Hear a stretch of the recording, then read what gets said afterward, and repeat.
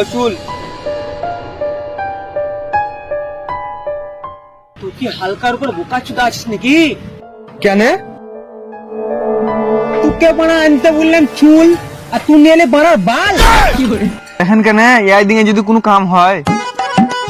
থাম,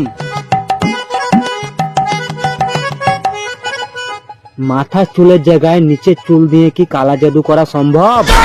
নিচের চুল হলে কালা জাদু আরো ভালো। আপনি আবার কোন গুরুদেবকে শুধাছেন?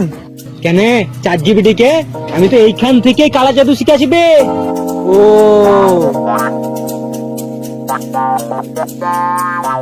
যা এবার ওই শালার একটা প্যান্ট গুলা নিয়ে আয়।